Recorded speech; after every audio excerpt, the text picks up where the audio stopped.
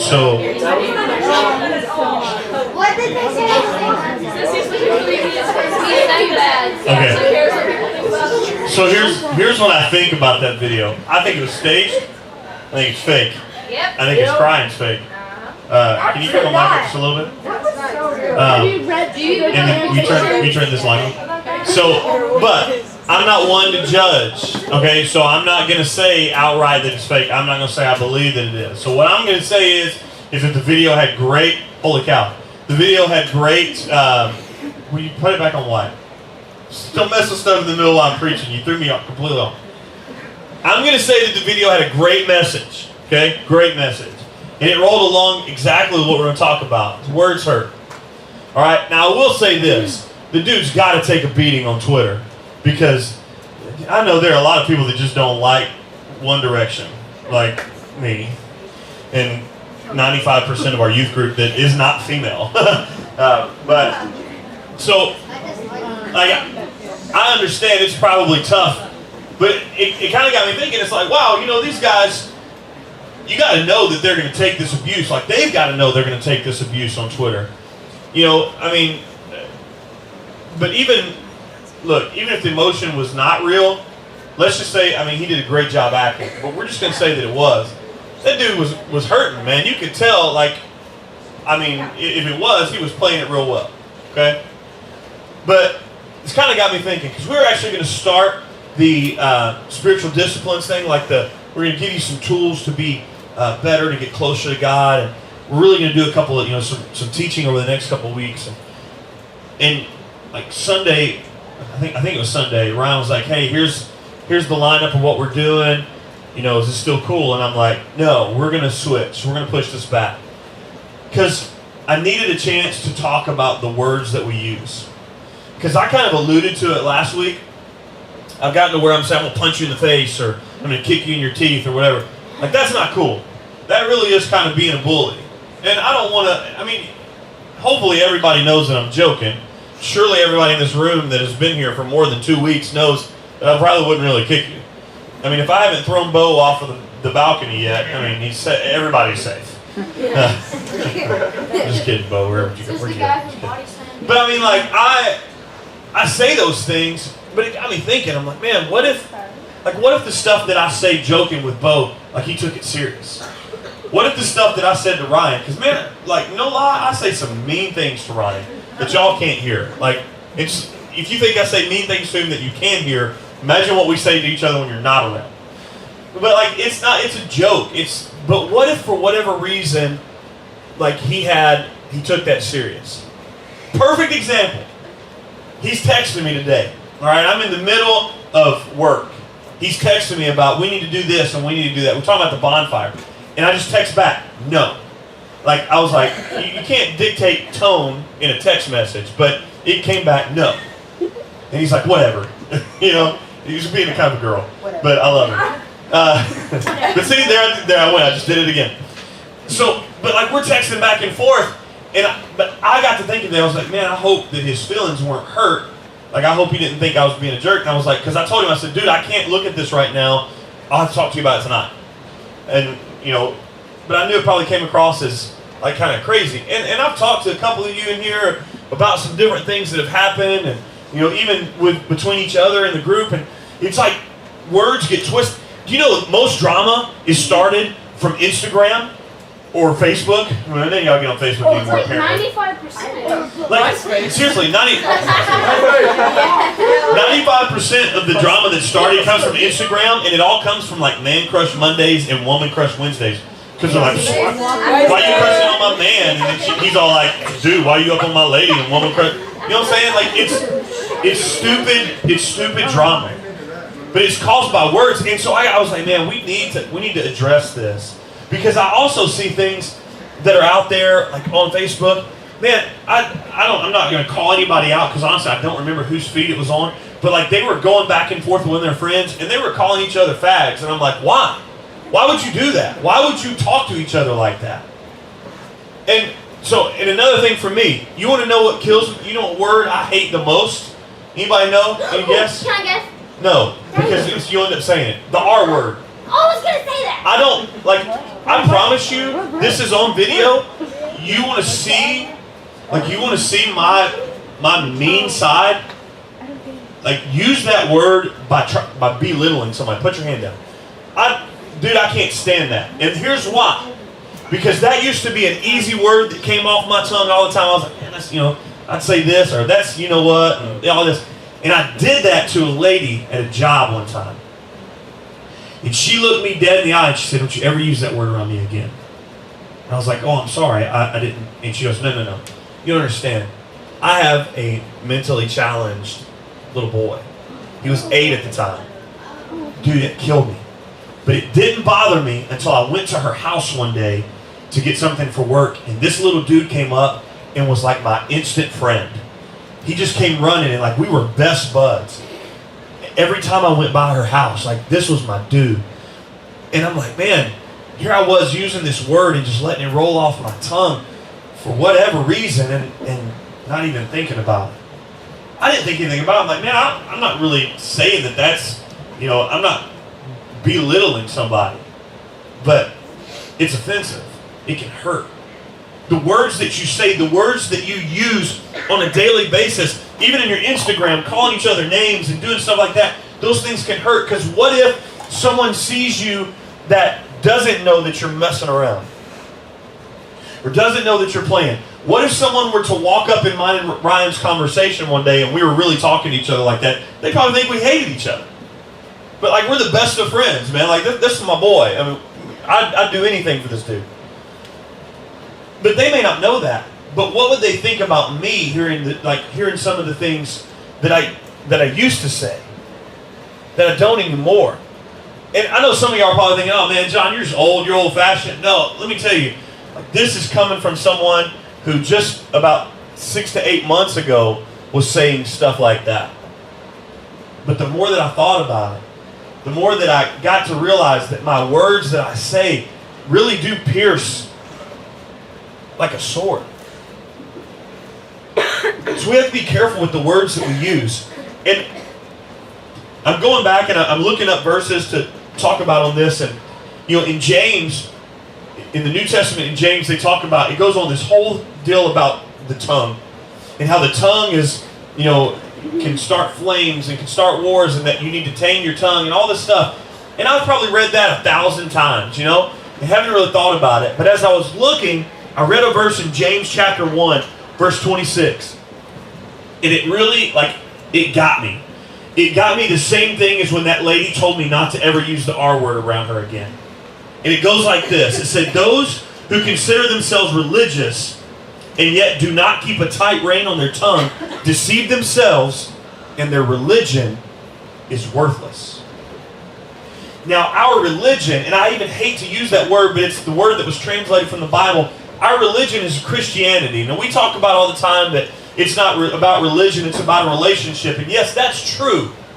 But what this is talking about right here is that your Christianity, if you say that you're a Christian and you don't tame your tongue, then your Christianity is worthless. And they got me thinking about it. Because like on Facebook's become drama central. Because that's where everybody goes to rant. Like, they're like, I read one from a lady today, and it was like, I'm never going to Walmart again. The bathrooms were horrible. They weren't clean. There was toilet paper everywhere, and da-da-da-da-da. I'm like, dude, you went into a Walmart. The bathrooms are never clean in Walmart. I don't ever go into Cabot Walmart that I don't go and look at like a stall and go, I can wait. I'm good. I'm going to go home. So but then they rant about like the cryptic posts about, oh, now you're not going to talk to me, or now, I hate it when people act like this. Like, I dedicated an entire day of tweets to cryptic tweets. Like, I tried my best to be as cryptic as possible. And one of them was like, I just can't believe some people. I mean, some people. And that was it. Like, that was the tweet that I sent. But people post junk like that all the time. But if we think about it, if we can't keep our mouth shut, like, our religion, our Christianity becomes worthless. Why do you think that is? Why do you think that if we can't tame our tongue, the Bible says that our religion, our beliefs become worthless? Anybody? Yeah. Because people won't believe you and they'll think you're like bad. Now people won't believe you. Somebody else. Come on. Do we need to? That means we got to go deeper because apparently we're not getting it. So let me explain. Can you repeat the question? The question is that why, like in verse 26 of James chapter 1, it says that your religion becomes worthless if you can't tame your tongue. Why do you think that is?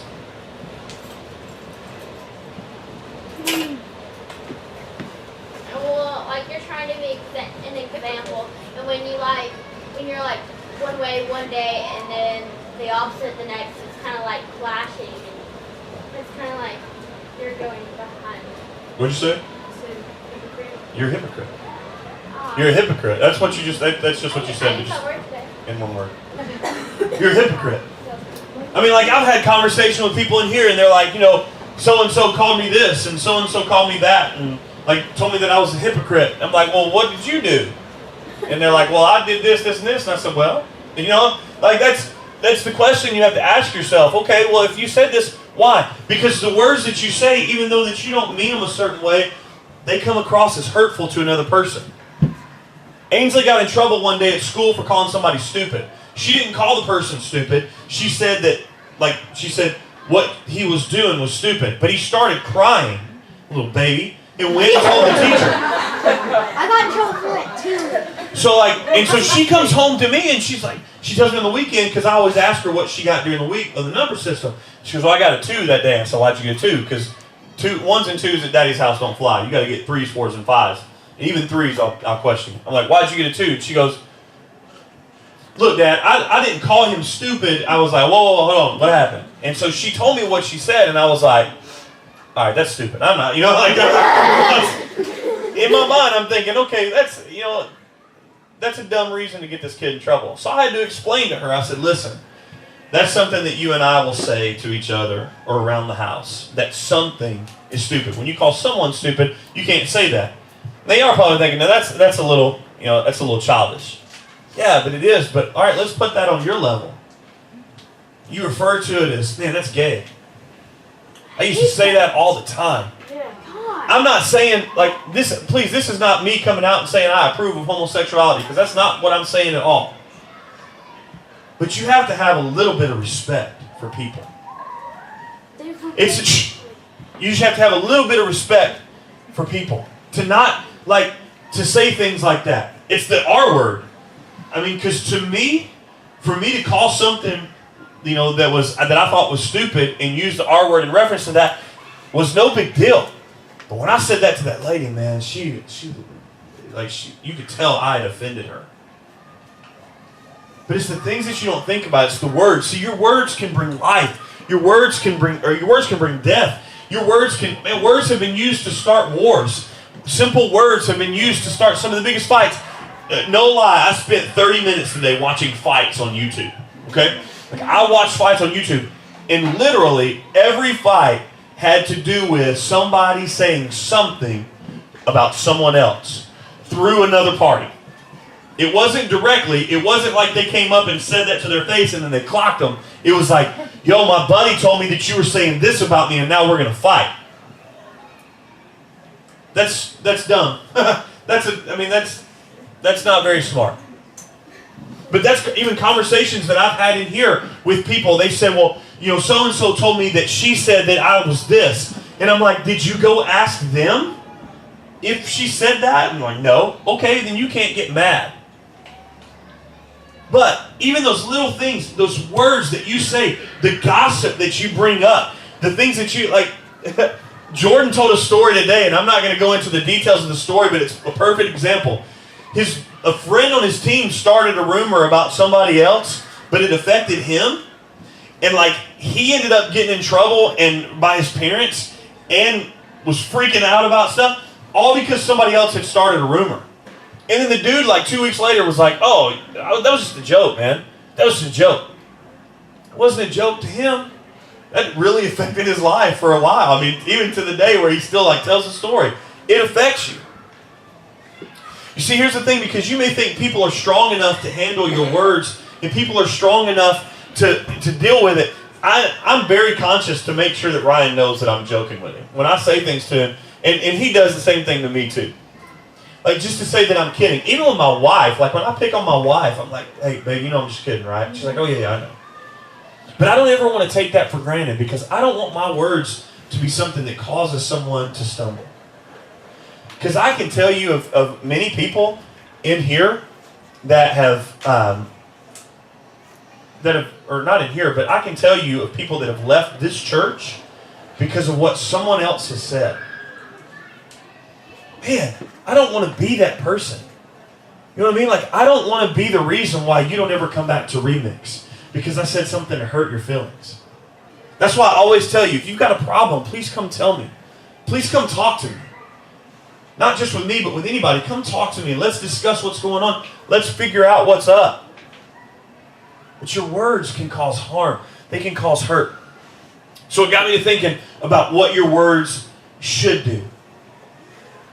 Your words, number one, should bring peace.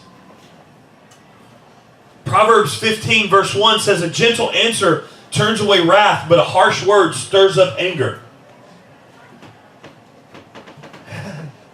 So I was having a conversation with one of you. I'm not going to call you out because I don't want to embarrass anybody, but they'll know who it is. And some of you probably will know who it is. But I was talking to this person the other day, and I was like, you know the reason you keep getting in trouble at home is because you won't shut up.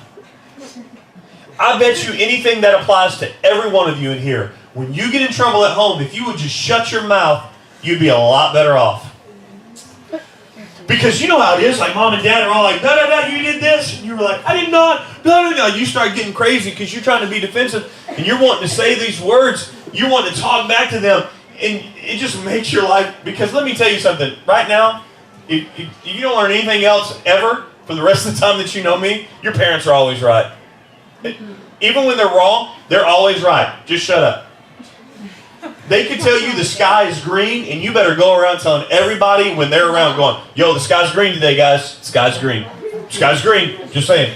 They're right, okay? Your life will be a million times easier if you'll just hush and let your parents be right. It is very hard. You're absolutely right. It's very hard. Dude, listen. But see, look, some of you are saying, oh, I have to argue. No, you don't. Shut up. Shut your no, hush. Don't.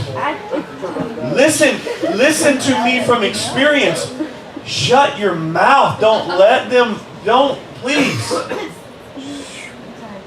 That gentle word, if you would just learn to say, when your mom says, get up and go do the dishes, if you would learn to say, yes, ma'am, and just go do it. I don't care if you're in the middle of a Walking Dead marathon. You better get your behind up off. I don't care if Harry Styles is in your living room. If your mom says, get up and do the dishes, you best get up and go do the dishes. But here's why. So listen. These words are what will bring peace to your house. And also think about it in your relationship. Take 2 seconds and think about the last time that you and a friend got into an argument. The last time that you and a friend got into an argument, and think, if one of you had to just shut your mouth or just said, you know what, I'm sorry. Or you know what, I'm right. We don't need to shake our heads and look at other, don't do that. Like, don't be elbowing neighbors and stuff. But think about it. If you would just be like, you know what, I'm sorry. Do you know how many times, and this is going to be on video, so it's okay, but do you know how many times that I've apologized to my wife when I know for certain I shouldn't have apologized? Like, she'll say things to me that I know are just completely wrong, and I'm like, you're right, I'm sorry. Why? Because I want to live past 32. I want my wife to be happy. But just think about that. I say that jokingly, but if you could just learn to be quiet, and that just to use a gentle answer and know that your words can bring peace. That's what the proverb says, that a gentle answer brings peace, but a harsh reply brings anger. The words that you say, even to people that you're your enemies. Think about the people that you can't stand the most at school or that cause you the most harm at school. If you would just learn to talk to them back in a calm tone. It's not always going to be like that, guys. I can't say that speaking in a calm tone is going to make it okay. But at least you're doing the right thing you can know that the words that you're saying are what God has directed you to say. To say, look, I'm sorry. Mom, Dad, you're right. I'm going to go clean my room. And you know what? I should have been on time, even though my clock said 10 and yours said 10:05. I should have been here 5 minutes early. Like if you would just learn to bring a calm answer in the midst of conflict, man, it would be such a healing, like just a perfect place for you. Because I'm telling you guys, just look, hush. Don't even talk back to mom and dad. Just do what they said. Number 2 is that your words should bring healing. Another proverb, Proverb 12, verse 18, says that, and actually I changed that, it should bring happiness. I can't read apparently what I typed, not what I wrote, but your words should bring happiness. The words of the reckless pierce like swords, but the tongue of the wise bring healing. Go ahead and play that video.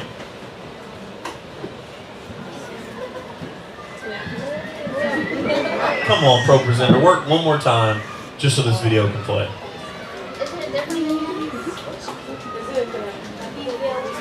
People call me gay.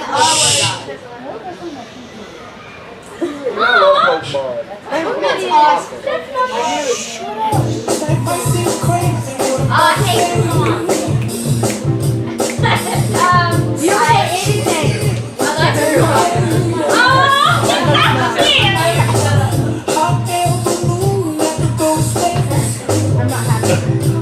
All right, here's the video. Just playing. I love this song, and I love those movies. I'm a big kid. All right, put the logo back up there. I don't know, it's part of the song. Your words should bring happiness. Words of the reckless pierce like swords, but the tongue of the wise bring healing. This is a perfect example of what we were talking about earlier. Reckless speech. Just saying whatever you want to say. Like me using the R word was so reckless on my part. But the things that they say, look, and I'm giving y'all a whole bunch of personal examples tonight because I did this lesson for myself probably more than I did for you guys. You get me on a basketball court with a ref. No, I will throw stuff. I'll call your mama names. Like, I don't even care. I told an old man to shut up in the middle of a game. He was on the corner. I said, you need to sit there and shut up. And I just turned, I turned and walked off. Turns down here. Then the ref comes back. The ref comes up to me later in the game because the dude didn't say another word. He was like, yo, man, that was messed up, man. You scared that old guy. I felt real bad that I told Grandpa to shut up. But, like, that's reckless speech. On a softball field, I'm probably worse on a softball field than I'm on a basketball court. Like, see, we can't even go there. Reckless speech. People chalk it up to being, oh, you're just competitive. No, man, that's being a jerk. That's being a jerk. You realize that I almost got tossed out of a church league basketball game. And I was a staff pastor somewhere. And like the senior pastor set me down for an hour to talk about why I shouldn't talk like that in a game. And I'm like, dude, I've been doing this for 25 years. And you talking to me ain't gonna help. But that's because I was just spouting out recklessly, saying whatever I wanted to say, not thinking about who I was harming or what I was doing wrong. And man, I hurt a lot of people. I could tell you story after story of people that I've hurt. And I'm sure that you have story after story of how friendships have been ruined or friendships have been hurt because of reckless speech on your end. You see, it's like these Westboro Baptist people. I don't want to hear any comments, just listen to them. It's like the Westboro Baptist people. That they go and they pick at all these soldiers' funerals and they say all these things and they throw out their reckless hate speech. And they say things to people that damage the picture of Jesus because they're reckless. But there are people that do that as well. You've heard me talk about the guy with the megaphone in downtown Nashville. You've heard me talk about the guy on the corner of the street that was yelling at me about not being a Christian. There's things that people just say in the name of Jesus that is just reckless, harmful speech. But you guys are doing the same thing that you probably don't even realize that you're doing. You have to be careful with the words that you say, because your words pierce like swords. They pierce like swords. I read a quote today that your tongue is like a sharp sword. It pierces without drawing blood. What that means is you may not see the hurt on the outside, but it's the hurt that you're causing on the inside. It's the hurt that we're causing on the inside. Just like the video of Harry, man.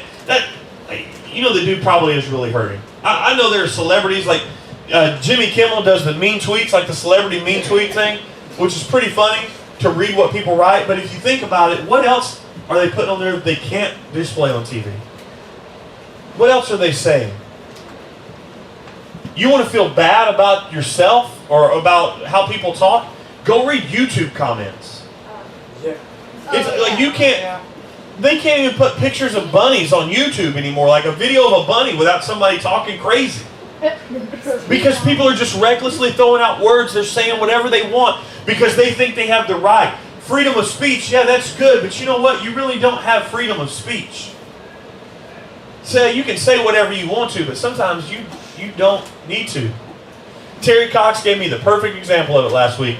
She said, when I was 20, I usually made it through the first 10 things that I actually wanted to say before I said it to somebody else. Now I make it to 2 or 3. And I'm like, you know what? That's it. That's what. And so I have stopped with my reckless speech. I go back now, and like I went back and looked on my Facebook posts. You know how you can go back through your timeline? And I was embarrassed of the things that I put on Facebook. As a grown man with kids, I was embarrassed of things that I said to other grown people. And now, man, I'm careful with what I say.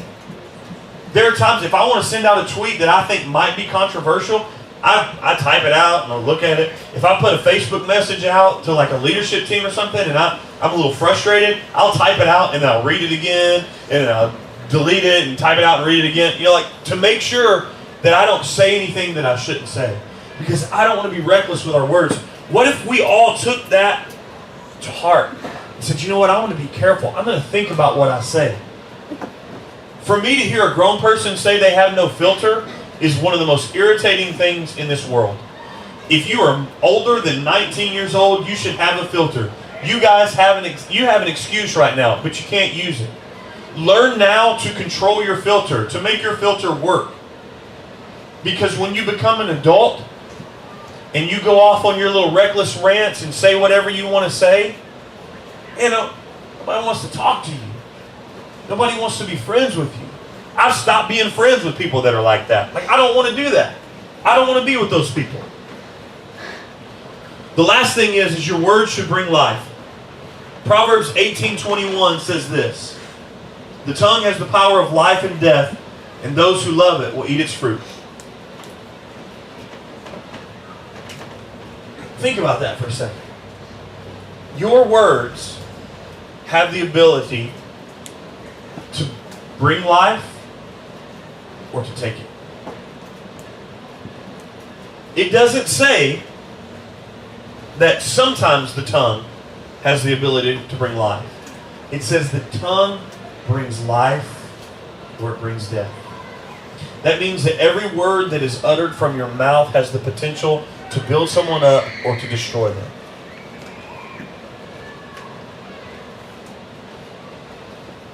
I joke with you guys a lot about our 6th and 7th graders. And about how, they can be whatever. And I have to apologize to them. Because that, from me, is not the right thing to do. So if you're in 6th or 7th grade and I've said anything that has hurt your feelings, or even if it hasn't, you probably don't even know what the heck I'm talking about, I'm sorry. Why? Because you guys are the next generation of Remix.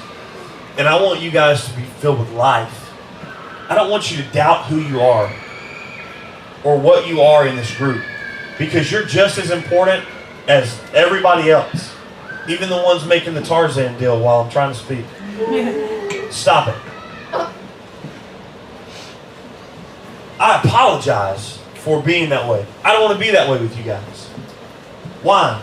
Because when I remember as a kid people telling me that I was too young, too little, all this stuff. They didn't know that it hurt my feelings, but man, I couldn't wait to be bigger than everybody. so that I could do whatever I wanted. Which really and truly, guys, in all honesty, led to the way that I was as a teenager when I was bigger than everybody, because nobody could tell me anything. You couldn't tell me what to do. The only person that controlled me was my mom and my dad. And for about 2 years of my life, I didn't care what the heck my mom said. The only person I cared about was my dad and what he said to me. Because I knew my mom, I could get away with it. My dad would hit me with a tire iron. What is that? It's the thing that you changed to nothing. It's when you call AAA and they come to fix your tire, they have. I'll explain that. For guys, you just called her like me, and you're like, oh, guys. But those words that you say bring life, or they bring death. I don't want to be responsible for destroying a life. I don't want to be responsible for destroying what you guys think about yourself. I'm talking to all of you.